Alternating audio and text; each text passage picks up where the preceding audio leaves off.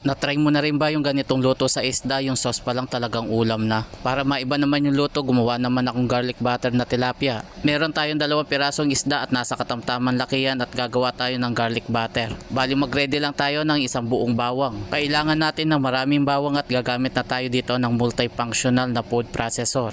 At nang mapadali lang tayo sa ating ginagawa. Madali lang naman itong gamitin at hindi mo na ito kailangan ng electric. Magandang gamitin to lalo na kung may mga okasyon. Hindi lang ito pang bawang at sibuyas, pwede rin ito sa mga gulay. Halos 1 taon ko na nga pala itong nabili at masasabi ko na maganda at matibay yung item. Kaya kung gusto mo magkaroon ng ganito, i-check mo na lang sa akin comment section yung link. Ayan o, kita nyo naman ang ganda ng pagkakagrind sa ating sibuyas at bawang. Lagyan natin ng asin yung isda at nang magkaroon ng lasa. Aside nga pala dito at kung mahilig naman kayo sa bangus na isda, pwede rin yun. Baliktarin lang natin at lagyan naman natin yung kabila at pagkatapos i-rest lang natin ito kahit 15 minutes lang. Nagsalang na nga rin pala ako dyan ng fry pan at naglagay lang ako ng katamtamang mantika dahil ipiprito natin itong mga isda. Hintayin lang natin na uminit ng gusto bago natin ilagay itong tilapia at nang hindi dumikit sa kawali.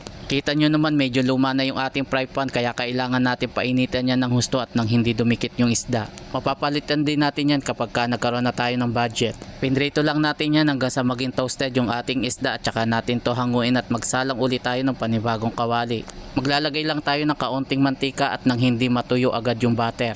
Pero bago natin ilagay yon, igisa lang muna natin saglit itong bawang. Lutuin lang natin to hanggang sa lumabas yung aroma niya. Kapag ganito na yung itsura, pwede nang ilagay naman itong sibuyas. Bali optional nga lang pala ito at kahit hindi na kayo maglagay, pwede rin naman. I-continuous lang natin yung paghalo hanggang sa maluto yung sibuyas. Kapag okay na, pwede nang ilagay naman itong butter. Tunawin natin ito saglit at kung wala naman kayo nito, kahit yung margarine na lang yung ilagay ninyo, pwede rin kasi yun. Hindi pa man natutunaw ng husto, ilagay na agad natin itong oyster sauce at i-continue natin uli yung paghalo. Kung nagustuhan mo yung ating recipe ngayon, paki-like and share naman. Aside nga pala sa oyster sauce, meron din tayong Knorr seasoning. Kung gusto nyong mag-add ng sili, pwede, lalo na kung mahilig kayo sa maparas na pagkain. Haluin lang natin ito saglit at timpla natin ito ng paminta. At kung umabot ka na dito sa bahagi ng aking video, paki-comment mo naman kung tagasan ka para malaman ko kung saan lugar ako napapanood. Naglagay lang ako ng kaunting tubig dito at saka natin ito pakukuluan hanggang sa lumapot yung pinaka-sauce nya. Pagka ganitong medyo malapot na, tikman natin saglit kung sakto na ba yung lasa nya bago natin ilagay naman itong mga isda.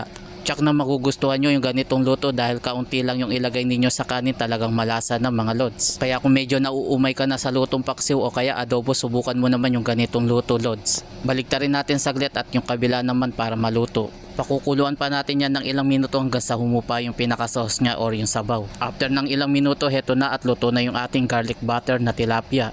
At saka naman tayo magsalin sa ating lalagyan. Shoutout nga pala sa ating mga bagong followers, ganun din sa mga nakapollow sa atin. Maraming salamat po sa inyo.